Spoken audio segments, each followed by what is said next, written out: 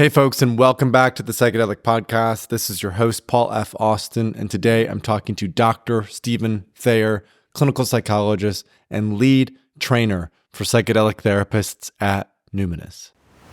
Early in my own psychotherapy and in my training as a psychologist, I was really only playing around at the level of the mind. Really, when I found psychedelics, it shined the light on just the immense power that unconscious forces have. The term psychedelic being mind manifesting, and I really felt like that's what had happened in a lot of my own psychedelic experiences.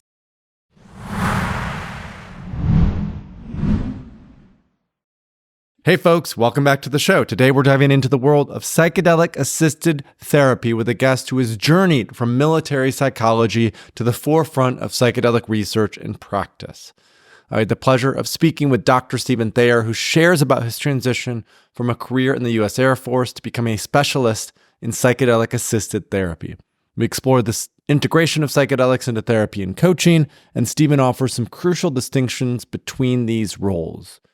He also shares about his personal experiences with ketamine and psilocybin, the importance of facilitator training, and the case for evidence-based psychedelic mental health care alongside spiritual practices. All right, let's talk a little bit more about Dr. Thayer. He's a clinical psychologist specializing in psychedelic-assisted therapy practice, training, and research. He began his career in the U.S. Air Force, leading mental health care teams and counseling military leadership. He served as the lead therapist on several clinical trials, consults for Compass Pathways, and is the lead instructor for Numinus' Psychedelic-Assisted Therapy Certification Program.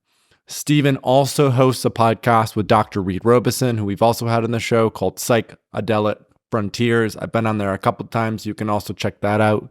Now, in our conversation together, Dr. Thayer and I discuss Stephen's relationship and journey from military psychology to psychedelic therapy. We talk about this distinction between therapy and coaching, because Stephen both does psychedelic therapy, but he also coaches high performers, and the importance of bringing evidence-based approaches with spiritual context into psychedelic work. This conversation was recorded in May 2024, prior to the FDA's decision to reject Lykos Therapeutics' application for MDMA-assisted therapy. The recent FDA ruling, which requested an additional phase 3 clinical trial, will impact some of the information discussed regarding MDMA's path to medical approval. However, we believe this episode remains valuable for its insights into psychedelic therapy, practitioner training, and the ongoing evolution of the field. We hope you enjoy. All right, that's it for now. Let's get into it with Dr. Stephen Thayer. Steve, it's good to have you on the show. Welcome. Yeah, thanks for having me on, Paul. Pleased to be here.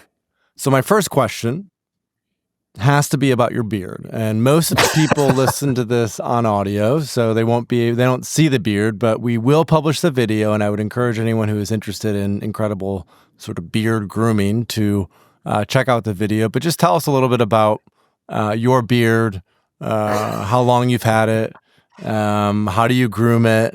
Like, let's just start with some fundamental basics. Oh, for sure. I mean, we could spend 30 minutes on beard grooming and shaping strategy.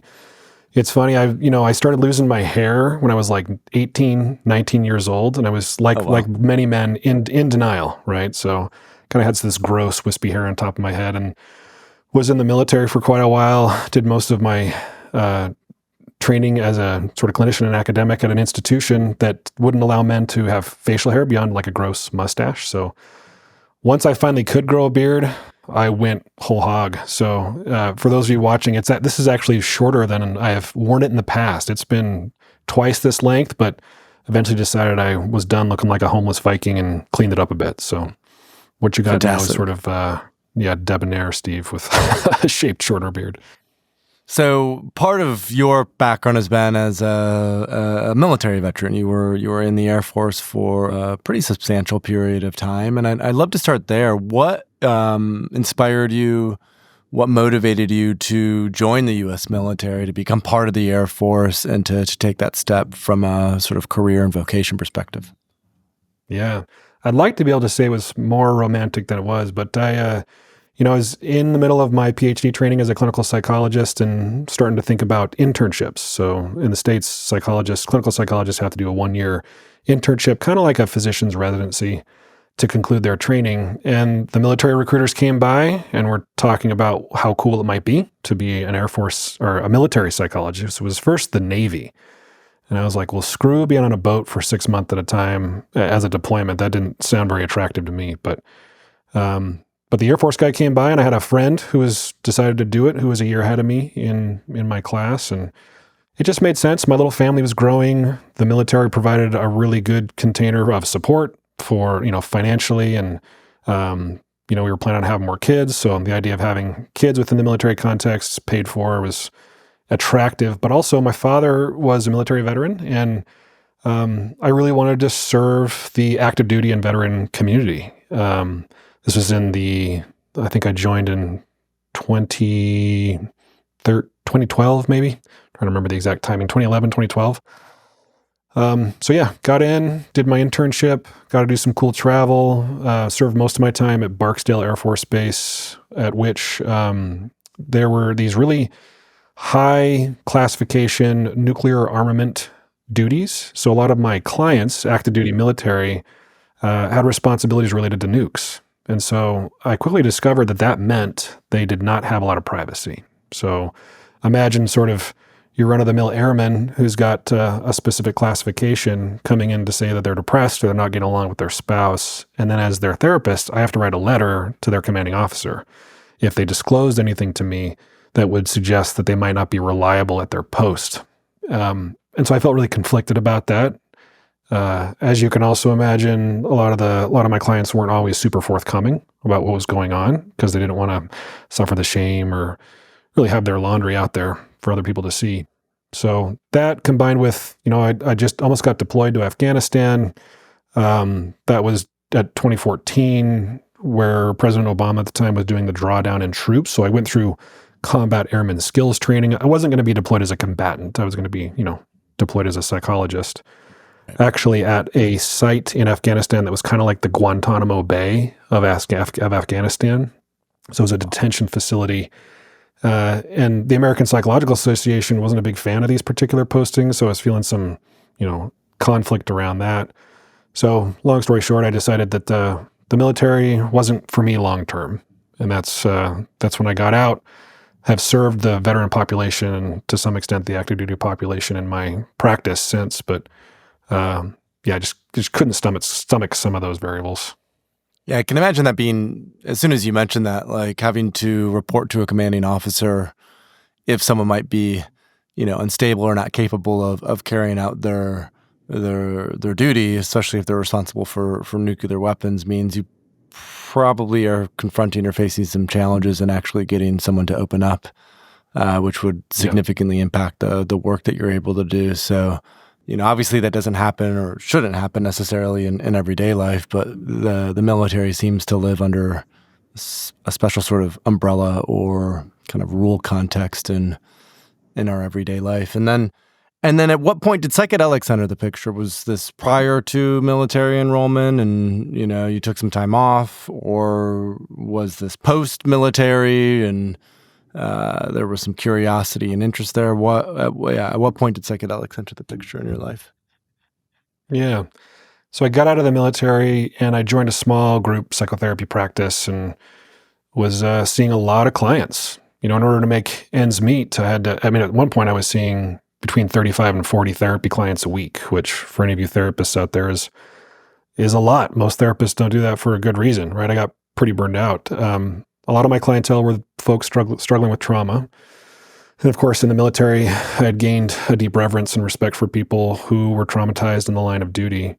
And I just felt a bit discouraged, disillusioned with what I could do for folks with really significant trauma. It was helping a lot, but I don't know, I just didn't feel satisfied and started doing research. I mean, I grew up sort of in a conservative religious household and never altered my consciousness in my youth or young adulthood. I would drink a caffeinated soda every once in a while, but other than that, nothing. So, I was kind of at least not knowledgeable of and even a little anti-drug. And then I found some of the early research, at least early for me, around MDMA and psilocybin. And then, of course, like many others, I read Michael Pollan's book, How to Change Your Mind, and that sort of changed my mind.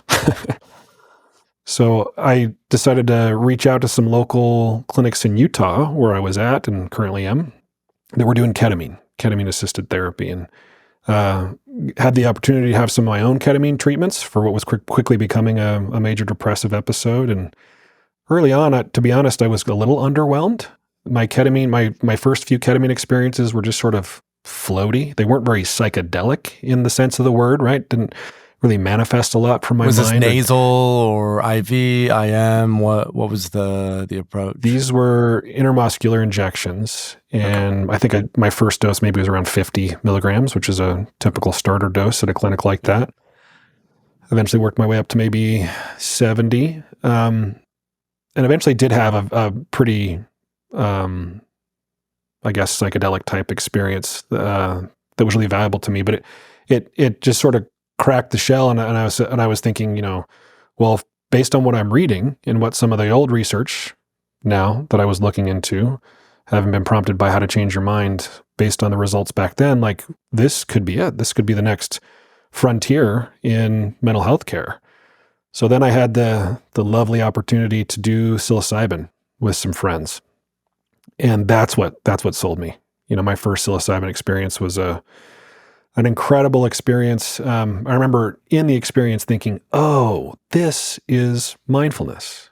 I thought I understood mindfulness before, but here I'm having unfiltered contact with my mind, my heart, every emotion, every cognition, and I'm feeling what it actually feels like to be detached, kind of in the Buddhist sense. Like I don't feel attachments to any of these mind states or these stories, these ego stories that I've been telling myself. And I just thought, I want to help my clients experience this. Like, how amazing could this be in support of the psychotherapy process? And so then I ended up joining part-time one of those ketamine clinics, and there's a story there that brings me to where I'm at now. But yeah, that was kind of my initial foray into psychedelics. And so you found your way into ketamine. You were experiencing your own depressive states, and it sounds like at some points they were quite intense. It didn't really do it for you. Psilocybin came into the mix. That was a really interesting experience for you, very impactful. Any other medicines or psychedelics that have been helpful or influential on your path these last several years as you've gone deeper and deeper into the space? Yeah, so whenever I explore a psychedelic chemical, I'm sort of coming at it from at least three minds. One is, how can I improve my own mental health? Struggled in my youth with a lot of depression and anxiety and obsessive compulsive disorder, actually. And so that's one. The other is, how can I use this as a tool, as a clinical psychologist, to help others? And then third is for spiritual exploration and unfolding. I grew up in the Mormon church and have since left that church. And that transition was rough for me, trying to figure out sort of the big questions. Why are we here? Where are we going, if anywhere? How does one live a good moral life? So each psychedelic medicine offered different things, and each experience with those medicines offered different things. But I would say for me, psilocybin holds a special place in my heart, and then ayahuasca. My ayahuasca experiences are always equal parts terrifying and ecstatic, and I think that contrast, and that can be the case of a lot of psychedelics, but I think that contrast has been particularly both therapeutic for me and spiritually enlightening, if I dare to use the term. So one thing that's relatively unique about your approach is you're a clinical psychologist. You have done a lot of client work from a therapeutic lens or a therapeutic process. Some of that work has been with psychedelics, although I would imagine not all of it. And you consider yourself a coach, and you do coaching around performance and growth and these sorts of things. And so I'd love, to hear your perspective on the sort of differentiation between those paths, between therapy and coaching, and how do you assess when is appropriate for which context, when you work with clients, are you weaving both of those elements in, or are there very sort of clear lines of, no, this is a therapeutic container and this is a coaching container? I'd love to hear sort of how you navigate balancing those two roles. Mm-hmm. Yeah, I'm ashamed to say that a lot of folks in the therapy world sort of look down their nose at coaches, because for a lot of us, when we hear the word coach, we think the 22-year-old who decides that they want to be a life coach and did a weekend certification and now are telling people what to do with their lives. But I was able to move past that quickly as I hired a coach myself. I had a lot of therapists in my life and discovered, man, there are some coaches out there who are well-informed, thoroughly trained, expertly skilled, and that frankly could run circles around some of the therapists I know when it comes to helping people with some of the most challenging problems that they have in their lives. So it got me thinking, what could I do in a coaching context for somebody who might not ever dare to park their butts on a therapist's couch? So that's sort of how I was looking at coaching initially. Like, how can I expand my impact and help more people? So as I think about it, I'd be interested to hear if you have a different opinion, Paul. But strictly speaking, when I'm providing psychotherapy, I'm helping somebody who may or may not have a diagnosable mental illness. I'm not a big fan of the labels, and there are of course plenty of problems with the DSM and ICD and sort of other ways of labeling folks. But I'm typically providing psychotherapy to help people heal some deep wounds, often trauma-related. And then on the other end of sort of this dichotomous spectrum, coaching, you might not be doing that. You might not be focusing on somebody's major depressive symptoms and suicidal ideation. You might be helping them get from a baseline to transcendence, right? Or to help them ascend out of a pit that they're in. Or it might be focused around a particular kind of goal. I've got a trouble with my relationship. We're not necessarily going to call this couples therapy. I want to be trained in improving my relationship skills. Or in the case of psychedelics, maybe I have a client who's approached psychedelics not because they have anything that would sort of meet the threshold for a diagnosable mental illness, but they're dissatisfied with life. They don't know what to do next, or maybe it's a spiritual exploration. And they could use some coaching around how to prepare for a psychedelic experience, how to navigate a psychedelic experience, and then how to integrate it and then leverage it for change.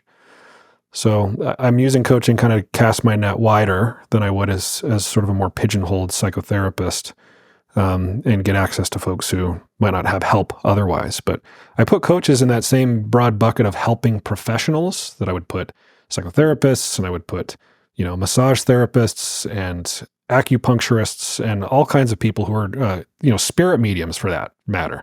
People who are just trying to help others live their best lives and transcend what limits them. So why is it that you chose to become professionally involved in the psychedelic space? Why is it, Novamind was the first company that you worked for. You're now working for and with Numinus. There are a lot of clinical psychologists who simply have a private practice and have started to weave ketamine into their practice and are looking to weave MDMA and psilocybin in as well. But there aren't many who have taken some sort of leadership position at a publicly traded psychedelic company. And you've worked for two now, Novamind, and then, of course, Numinus, who acquired Novamind. What inspired you to sort of go out on a limb and make that jump and make it happen? And how was it received in your community? How was it received by your family when that occurred, when that happened? Mm-hmm. Damn, Paul, you ask good questions. Yeah, man, I think there's a shadow side to this, but I've just never been, kind of like I was alluding to earlier, never been totally satisfied with what I could do for others and, frankly, what I was experiencing myself as a client of psychotherapy and coaches. And so my own experiences with psychedelics preceded by my curiosity, right, trying to find better tools. It was almost like to do otherwise would be unethical of me or cowardly now that I'd had these powerful experiences.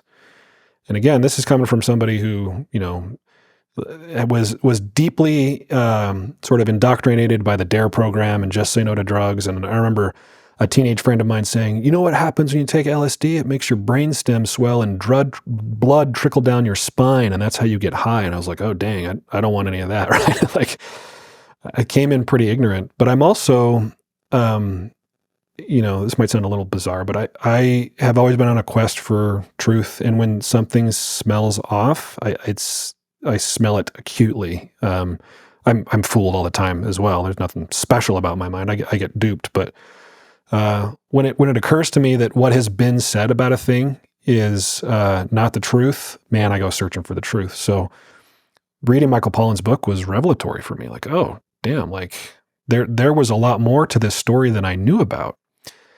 So when I knew that they could be very, very powerful, I just wanted to get involved as fast as I could.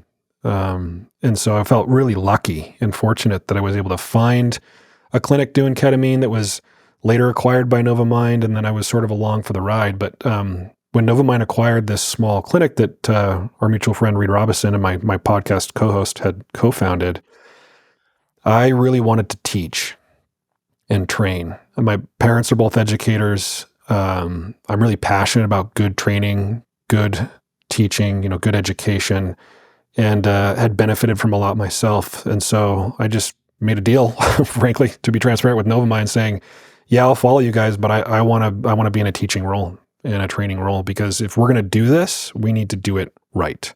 We're not going to be one of those ketamine clinics that just hooks people up to IVs and wishes them well. Like, if we're going to do psychedelic-assisted psychotherapy, then we need to train our clinicians to do it right. So I've been on that warpath, maybe warpath's the wrong term, but I've been on that sort of mission since then. And that's why Reed and I started our podcast, Psychedelic Therapy Frontiers, that we've had you on twice now, Paul, in part to just scratch our own itch of wanting to have fun conversations about psychedelics and mental health more broadly and share it with the world, but also to bring on smart people in the industry to share their knowledge, because there's so much excitement, and interest around psychedelics right now. So wanting to teach, wanting to have a bigger impact in the lives of others, and trying to make good on what I felt like was a calling when all my ego structures were melted and I couldn't stare my capital S self in the face and be in denial, right? This was something that I felt like I was called to, that was moving through me, and it would really do myself a disservice if I didn't answer the call. And to do this in Utah, of all places, especially as an ex-Mormon, is quite interesting. Was there any pushback within sort of your inner circle? Were you pretty supported in that transition and that commitment that you made to psychedelics by your family and those around you? How did you navigate that from a relational perspective? Yeah, I was luckier than some. I'm fortunate to have the trust of most people that are close to me, including my spouse and my family members and friends.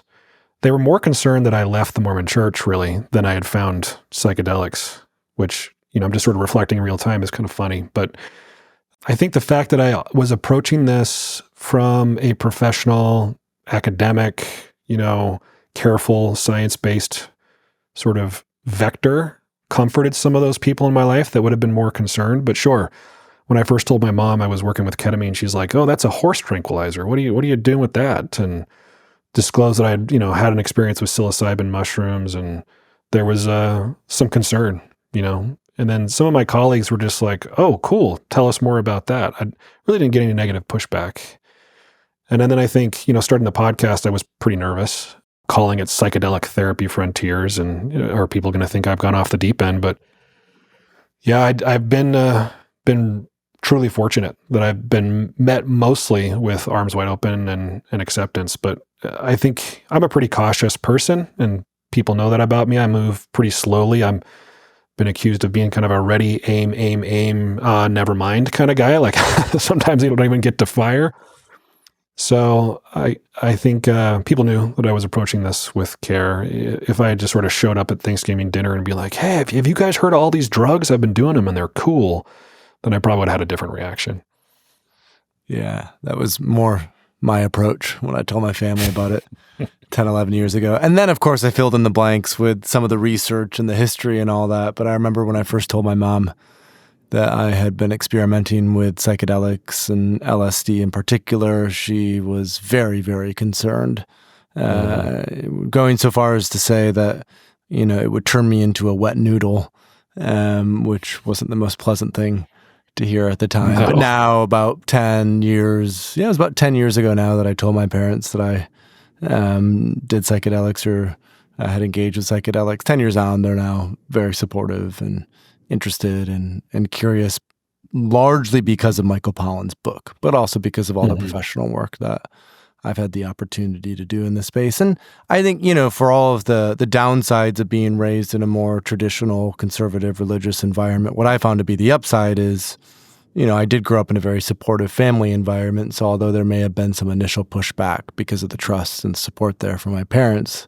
there was also a sense of, okay, yeah, we trust that you have a sense of what you're doing and, you are methodical and thorough in how you approach things, even if it is a little odd or weird or different than what most folks are used to.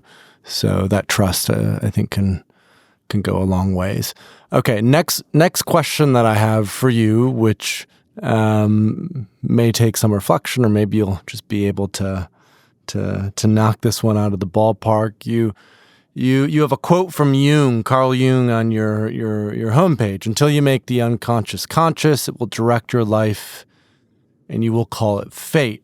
And I'm curious how this is applied to your own life, and in which ways did your unconscious or even subconscious mind direct your life, and how did psychedelics help you to develop a greater awareness so you could actually be more intentional about what it is that you wanted to create with your existence?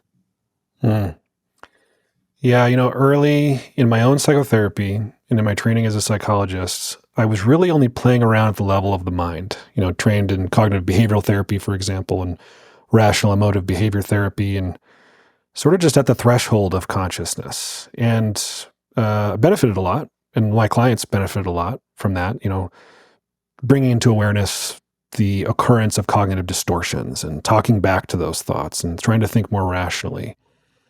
But it only brought me so far. And really, when I found psychedelics, it shined the light on just the immense power that unconscious forces have. Psychedelics, the term psychedelic being mind manifesting. And I really felt like that's what had happened in a lot of my own psychedelic experiences. The tenuous control that the ego had over sort of my drives, my aversions, and my attachments was stripped away. And I was like, holy God, this is what's under the surface. And it helped me peel back the layers of my ego. When I say ego, I just mean sort of the socially constructed sense of self that helps us navigate the world. But to see that these things I thought were me, these ways I defined my personality and myself, most of the time, I guess in many cases, were adaptations. Adaptations to help me not get scared, adaptations to help me not be rejected. And that early on, I discovered that a lot of my personality was wrapped around just being liked, Paul. Like I just really wanted to be liked. I wanted to impress others. And the idea of sort of disappointing others and not doing a good job, whether it was in school or in a church context or in a friendship or a romantic partnership, was like the scariest thing for me. It just meant oblivion. And it made it so that I developed a persona that was well-liked by many, but a lot of who I was simmering under the surface unexpressed. So when I came across the writings and teachings of Carl Jung, I'm not a Jungian necessarily, by training or anything, but just that quote in particular stood out to me. And I would see it in my clients who would come back to therapy after really good sessions over and over again, sort of struggling with the same stuff, to put it delicately, same shit, different toilet, like just the same stuff coming up over and over again. And so I found some other therapeutic modalities that were more helpful for me and played better with psychedelics that I benefited a lot from. And I guess the foremost of which was internal family systems, which I felt like was a IFS, a good way of playing around in those unconscious places, subconscious parts, without shaming or trying to control, but bringing into the light of awareness so that they no longer drove the bus from sort of behind the wall of the shadow.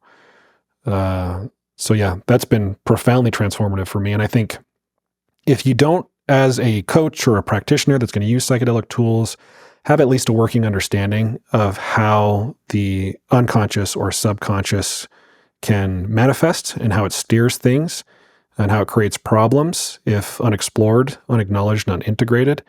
If you don't have those things, then you could potentially do harm, or you just might not be able to do as much good as you could. That's an interesting line. Can you say more about that? Yeah, so potentially do harm, or maybe at least just not do as much good as you could. I've seen people, practitioners in the psychedelic space, who it looks as if they haven't done some of their own so-called shadow work, meaning that they've got some unconscious processes that are driving their work, and it often results poorly for them and for their clients. So, for example, I had a client come to me, kind of described himself as a psychedelic community refugee. He had found healing in a community that was doing lots of psychedelic journey work. And the person that was sort of leading that community seemed to be credible. They had a lineage of some other underground facilitators that were very credible, but no real oversight. In this particular underground community, it's not like they had a regulating licensing body or regular supervision or checkups. It was sort of, the guy at the top gave you approval, and then you were sort of off on your own to do stuff. And he was the victim of exploitation, of sexual assault, of theft, and just came to me cracked wide open after having done a lot of psychedelic medicines, trying to put the pieces back together. So through him and a few others that knew this particular individual who was facilitating these groups, it just became apparent to me that this person, that their shadow was leading was driving the bus. It was about self-aggrandizement, about putting themselves between their clients and enlightenment or health or healing or guidance. And this is how cults are often started. And this is how big personalities at the heads of companies can just wreak havoc. You can get pretty far on sort of unrecognized and integrated shadow parts in certain paths, but there's a lot of collateral damage. And to the other point of it, at least you couldn't do as much good as you maybe could do. That's more of a reference to myself as an early therapist. I think I was doing good work when we were just sort of playing around in sort of superliminal or liminal space, just at the level of thoughts. But I just didn't find that people made the durable changes that they're making now as we go deep. We use psychedelics as an auger, to drill down. And we discover that a lot of what vexes them, what plagues them, is a result of an experience they had when they were really, really young that they didn't even remember. I'm not talking about sort of, repressed or recovered memories necessarily. It just wasn't something they thought was notable, or a relationship dynamic that they had thought they sort of had worked through.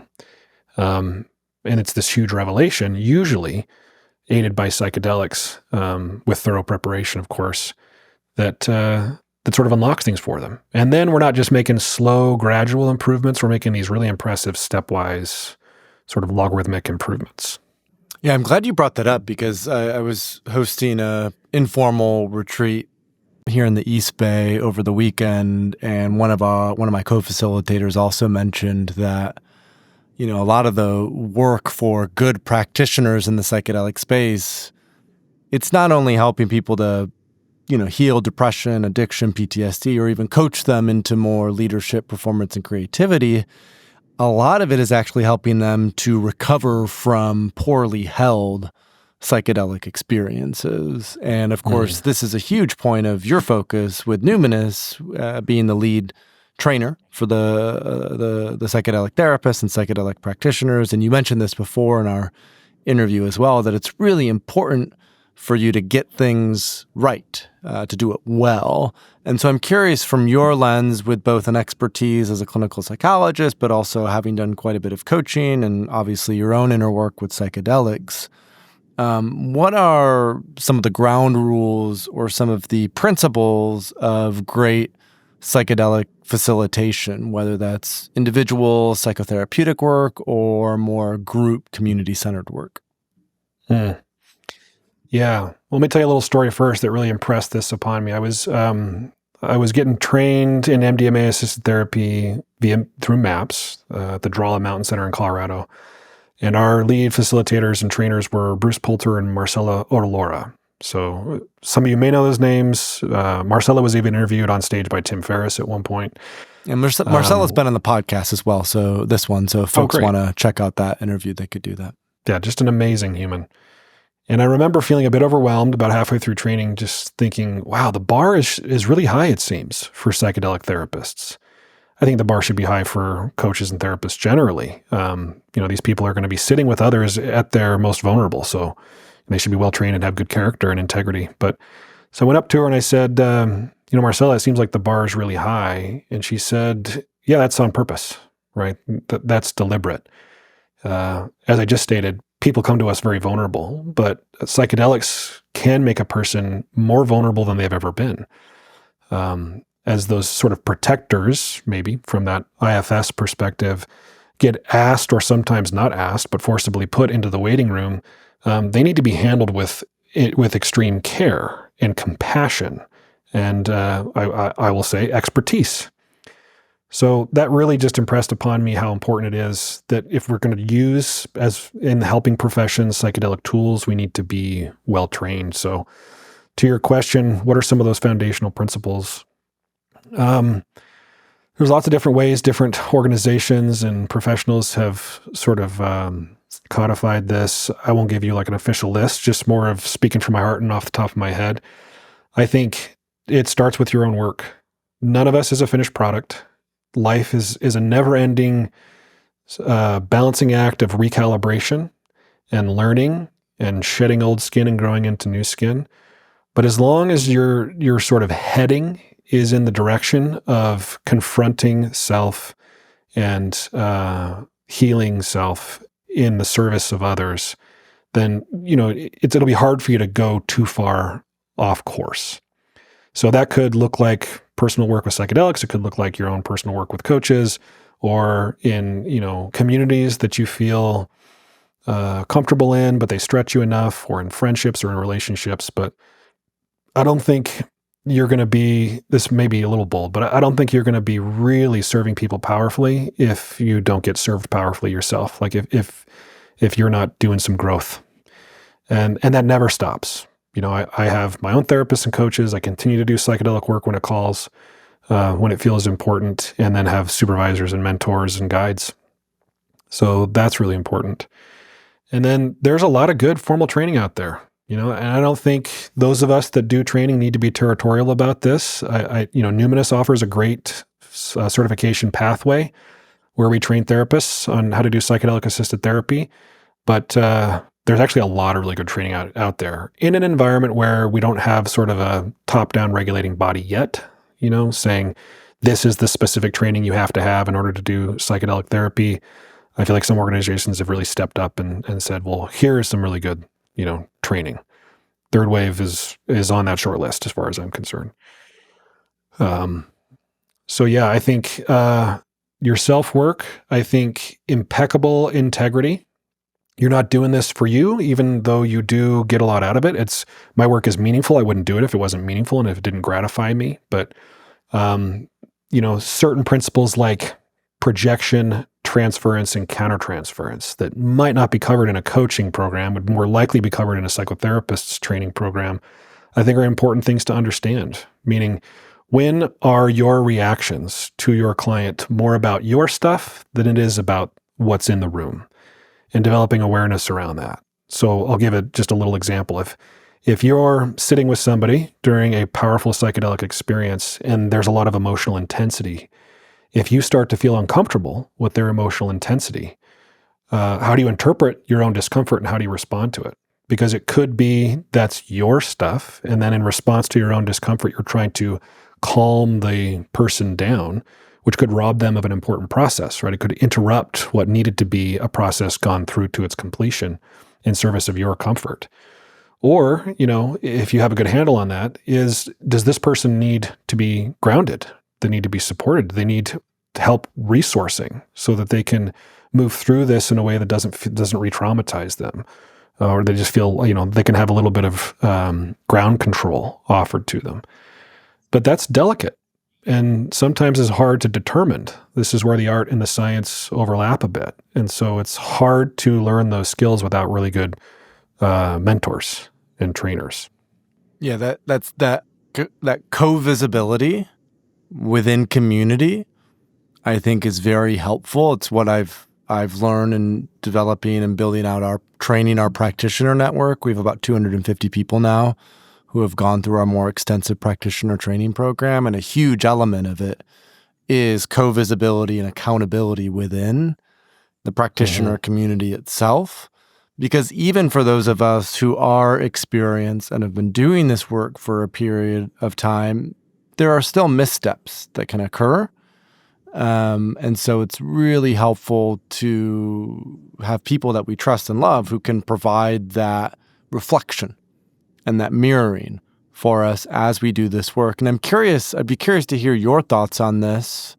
You know, in Silicon Valley culture, there's this, as you said before, there's this, instead of ready, fire, fire, fire, there's this ready, fire, aim, you know, and it's almost like, what do they say? Like, break it so it gets better, right? Don't be afraid to break it so it gets better. When we're dealing with psyches and people in deep, and suggestible states, obviously the approach has to be quite different.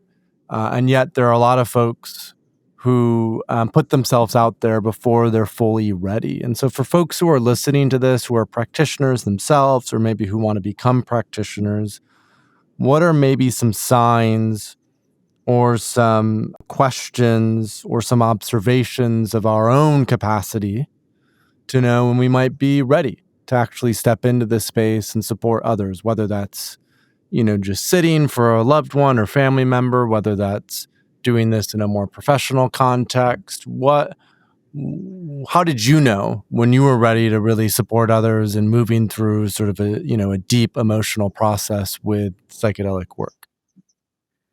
Yeah, it's a good question. And I think, of course, it's going to depend on a person's individual path and background. I came to psychedelics sort of mid-career. I'd already sat with suffering thousands of times as a psychotherapist. And so I had really good teachers. And a lot of good community. I like what you said, co-visibility, you know, recording video, videotaping my sessions and having feedback directly from peers and supervisors and things like that. So I felt ready, not when I say ready, I don't mean like oh yeah, I got this. No doubts at all. I mean, I still get nervous before medicine sessions.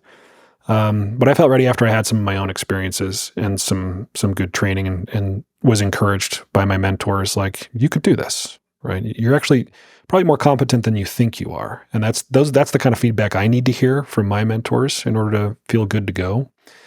But I think for those folks listening that are interested in being a practitioner, start by asking yourself why. Just some introspection. Why am I doing this? And the answer can be multivariate. It can be, my life was transformed by psychedelics and I want to bring that to other people, or just can't stand the suffering in the world. Or it could even be, I want to have a profitable business that is aligned with my values and makes a positive impact on others. I think those things can definitely coexist. But yeah, starting with a good, thoroughly considered why question is important. And then get some experience sitting with discomfort yourself. And when I say discomfort, I don't necessarily mean the discomfort that we all feel that life sort of throws at us. I mean, like, go out and get uncomfortable on purpose and see how you deal with that intensity, whether it's like a really challenging outdoor survival experience or, I don't know, sitting in cold water for a long time, or a challenging psychedelic experience. See if you can develop, if you don't have it already, the constitution to navigate very difficult psychological waters. And then if you can, get enrolled in good training in any context where they have that co-visibility, community support and feedback, and get experience, preferably supervised early on, sitting with other people. And maybe that is kind of like you suggested in your example, sitting with a friend in community, just helping them keep safe, physically safe, hydrated, and, encouraging them to stay with it and go in and through. I mean, a good trip sitter sometimes doesn't do any more than that. And then beyond that, if you're interested and it aligns with sort of your path and eventually your training, then you can combine psychedelics with something that is a bit more delicate and technical, like coaching or psychotherapy. Yeah, that's a fantastic trajectory. So I want to talk about something more practical, which is what Numinus is up to and what you are building as the lead trainer. Before we went live, you mentioned the partnership that you have with MAPS and Lycos, the rebranded public benefit corporation arm of MAPS. Tell us a little bit about what you have cooking there when it comes to training clinicians to support MDMA-assisted psychotherapy. Yeah, thanks, Paul. A lot of what we've been talking about today, we've touched on it a couple times. The value of a therapist or facilitator having their own experience with psychedelics, with the medicine that they're going to use. It's not that you're going to know exactly where you're taking your client to. I think of it more like a wilderness survival guide. If I'm going out into the wilderness, I want to know that the person guiding me has at least survived in a wilderness, even if they haven't been in this particular wilderness. Like, I want to know that they've had experience dealing with those kinds of things. So I think it makes sense for us as facilitators to have some experiences wandering in the mind and dealing with a psychedelic, altered state of consciousness. So Numinus has been working with MAPS and to provide experiential training with MDMA for those that go through our certification pathway. So they've been working up with, I forget what it's called, but the Canadian organization that would approve such things. And it's looking like, if all goes well, this summer, we are going to be able to provide experiential training for therapists that have gone through at least the first few phases of our certification pathway with experiential training with MDMA. So if any of you are interested in that being a possibility in your future, you can go to numinus.com/training, and you would start with our free Introduction to Psychedelics course. And then after that, enroll in our, what now is 8 weeks. I think we're going to be revising that to 10 weeks, Fundamentals of Psychedelic-Assisted Therapy course as the beginning of that pathway. Then you move through to our Applied Psychedelic-Assisted Therapy course, where we talk more about specific cases and conditions treated, and the context in which they're treated. And then after that, we have just a standalone asynchronous course, depending on which medicine you want to get trained in, called Molecular Foundations, where you're going to learn some of the more geeky neuroscience stuff. And then after that, what we call Practical Applications. And that's going to be the phase of the certification pathway where you'll have an opportunity, if all goes well, to do experiential training. Fantastic.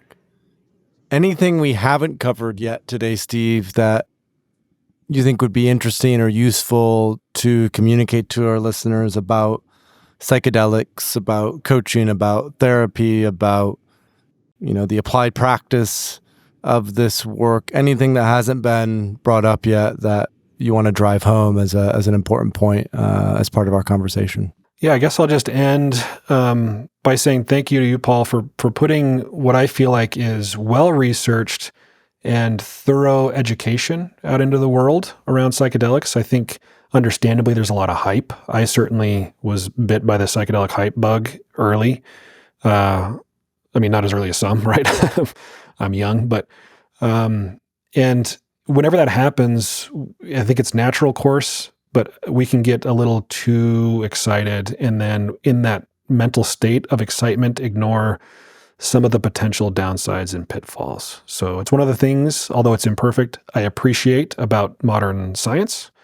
Even though the double-blind, placebo-controlled research model is kind of not super well suited to psychedelic clinical trials, like they're kind of functionally unblinding, and but I think it's important. It's important that we make sure, at least from that Western scientific medical perspective, that these are safe and effective, and for whom they're safe and effective. And I know the decriminalized nature folks and the more indigenously trained folks are listening to me say this and rolling their eyes, and I get it. Psilocybin and other plant medicines have been used for thousands of years in contexts probably a lot more therapeutic than a hospital bed in some clinic.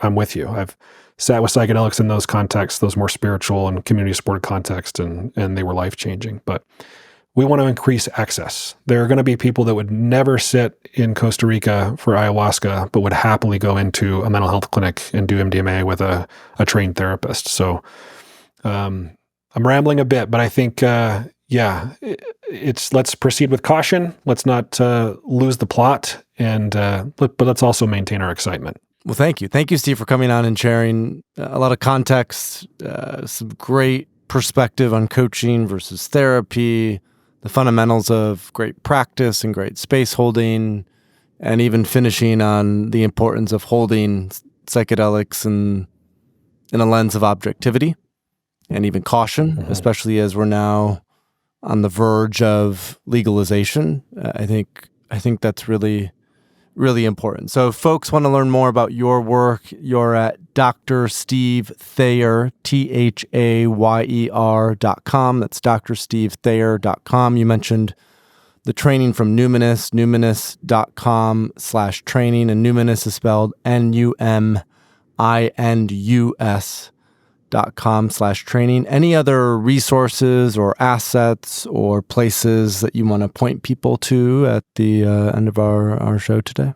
Yeah, if you like podcasts, come listen to ours. You can listen to Paul's interview on Psychedelic Therapy Frontiers, hosted by myself and Dr. Reed Robison.